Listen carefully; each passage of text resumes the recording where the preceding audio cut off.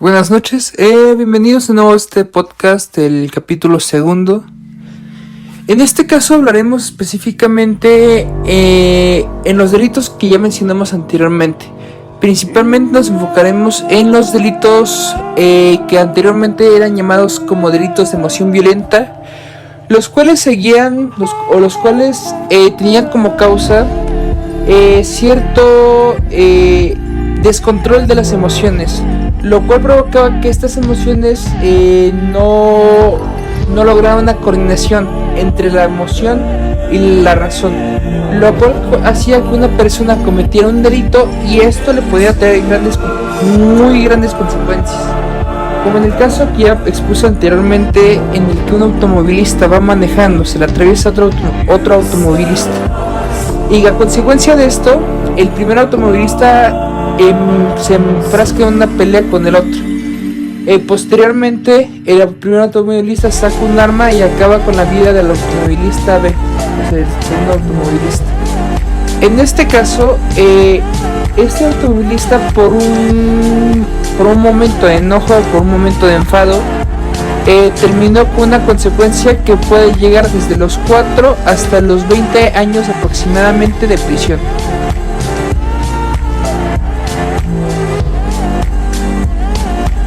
Esto resulta bastante curioso. Si tomamos en cuenta que el ser humano es un ser racional, lograría ser incluso algo ilógico de que alguien decida tomar 20 años de prisión por un simple momento de enojo. Esto sucede en virtud de que esta persona no contaba con inteligencia emocional y se dejó llevar por las emociones en vez de seguir el paso de la razón, en vez de seguir el razonamiento. Tomemos en cuenta que el ser humano lo que busca es maximizar su utilidad. Sin embargo, este es un ejemplo que nos muestra de que no siempre sucede así, y es justo porque falta un pequeño elemento ahí, que es inteligencia emocional, lo cual es un tema de cardinal importancia que hablaremos el día de hoy. Podemos definir la inteligencia emocional como entender y gesticular nuestras emociones en una forma que no aminore el estrés que se ha vuelto más que necesario. Podemos decir de que esto consiste en que las habilidades para el autoconocimiento, gestión de las emociones y comunicación eficiente se han vuelto una necesidad crítica en tiempos de pandemia, sobre todo si tomamos en cuenta de que durante la pandemia los índices delictivos en cuanto a delitos cometidos dentro de un domicilio o de un hogar se incrementaron, justo porque se mantuvo una baja en la inteligencia emocional así como en la salud mental. Esto provocó directamente estos altos índices que incluso me parecen hasta un tanto alarmantes dentro de los índices delictivos que se tienen, incluso en violencia de pareja, en violencia familiar, en violencia de todo. En este caso pues es un tema que es bastante importante de tratar, y para el Estado también le incumbe establecer políticas criminales que ayuden a disminuir este tipo de delitos.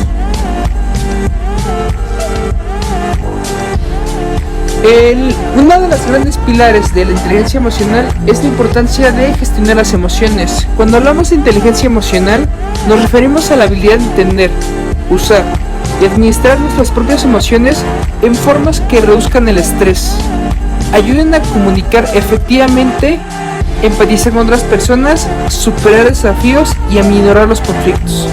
Esto es algo que se vio muy afectado durante la pandemia y que hasta el momento de hoy no se ha arreglado suficientemente, tomando en cuenta de que incluso los delitos que antes eran llamados delitos de emoción violenta incluso han aumentado con este evento. Recordemos también que un nivel alto de inteligencia emocional nos permite forjar relaciones sanas y equilibradas dentro del núcleo familiar, en la escuela y en el trabajo. También es la herramienta básica para la autocrítica positiva, un recurso muy útil para aproximarnos sin juicio a nuestras propias cualidades y áreas de oportunidad con un propósito de mejora. Pero pues a veces nos preguntamos, ¿qué es la inteligencia emocional? Y pues obviamente es necesario decirte que esta consta de 5 pilares fundamentales, los cuales describiremos a continuación. El primer pilar es la autoconciencia. Es el escalón de donde parte toda la estructura de la inteligencia emocional. Se trata de la habilidad de reconocer y comprender nuestras propias emociones y cómo éstas impactan a los otros.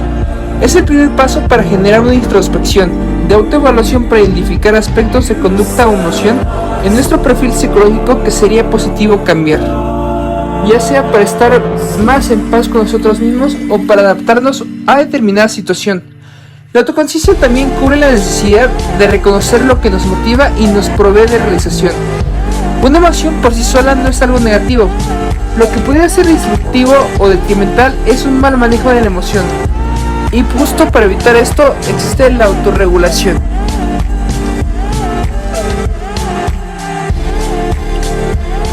La autorregulación. Esta se centra en el desarrollo de la capacidad para manejar sentimientos adversos y adaptarse a cambios. Las personas que dominan la autorregulación son buenas para la resolución de conflictos, la rapidez de reacción y la gestión de responsabilidad o liderazgo. Otro elemento que es el tercero es la motivación. Es una pieza clave para alcanzar nuestras metas. La inteligencia emocional nos da las herramientas para automotivarnos.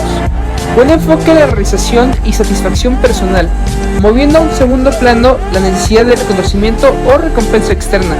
Bajo este contexto, el compromiso que se asume por y para cada uno mismo es más fuerte que el que depende de las reacciones y perspectivas de otras personas. Luego, el siguiente pilar es la capacidad de reconocer y entender cómo se sienten otras personas y tomar en cuenta esas emociones antes de continuar una interacción. Esto se conoce como empatía. Esto nos permite comprender las dinámicas que influencian a las relaciones que gestionamos tanto en la esfera familiar como la escolar y la profesional. Algo muy curioso sobre este elemento es que para que la empatía cumpla su propósito de relacionarnos mejor, es esencial que vaya de la mano con un autoconcepto sólido, bien construido, positivo. El autoconcepto es a grandes rasgos la imagen que tenemos de nosotros mismos. Una percepción individual generada por la autoconciencia, de nuestras capacidades particulares y demás aspectos que nos hace la persona que somos.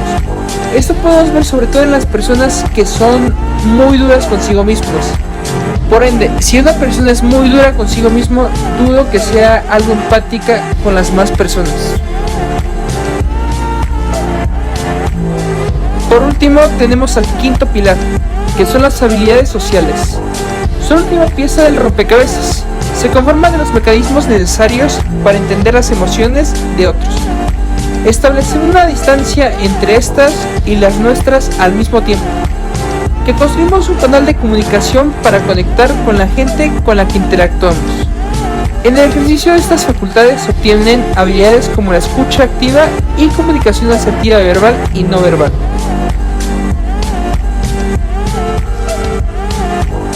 Para acabar con este gran tema, es importante decir por qué la inteligencia emocional es indispensable. Las habilidades académicas y la experiencia profesional nos habilitan para realizar determinado trabajo. La inteligencia emocional nos da la capacidad de hacer ese trabajo de forma más eficiente y alcanzando mejores niveles de rendimiento, gracias a que la toma de consideración las medidas para conocer más sobre nuestra salud mental, física y así como la de otras personas.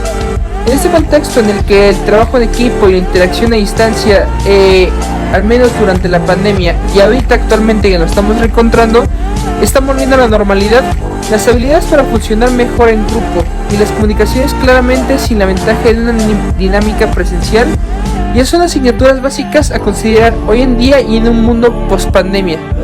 Y es interesante justamente observar cómo unas personas por el simple hecho de un momento de emociones intensas deciden cometer un delito que les va a traer una consecuencia bastante grave y que alguien en su sano juicio no estaría dispuesto a aceptar.